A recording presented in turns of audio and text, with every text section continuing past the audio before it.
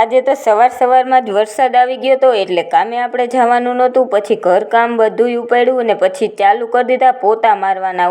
આ લાદીમાં છે ને રજ બહુ ચડી ગઈ હતી એટલે પછી મેં કીધું આ તો ઘસીને પોતા મારી દઉં. ત્યાં થોડીક વારમાં તો મને લાગી ગયું અને પછી બપોર થઈ ગયા હતા તો બનાવવા માંડી જમવાનું બપોરનું.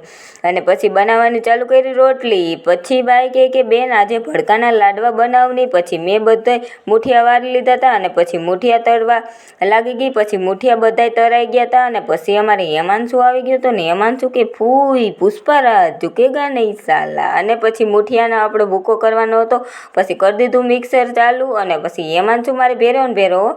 પછી મને કે ફૂઈ હાલની આપણે રમી. હવે રમું કે હું કામ કરું. અને પછી મને કે ફૂઈ સરસ મજાની કીસી દઈ દઉં. પછી અમારે હેમાંશુએ તો સરસ મજાની કીસી દઈ દીધી. અને પછી મેં ઘીને ને ગળની ચાયણી લઈ લીધી. ચાયણી લઈને પછી મિક્સરમાં કાઢ્યો તો ભૂકો મૂઠિયાનો. એમાં પછી બધું કાજુ બદામ ગુંદ ટોપરું ને ચાયણી બધું નાખી દીધું ને તા મારા લાડવા થઈ ગયા સરસ મજાના તૈયાર. બધાને ખાવા હોય તો આવી જાજો લાડવા.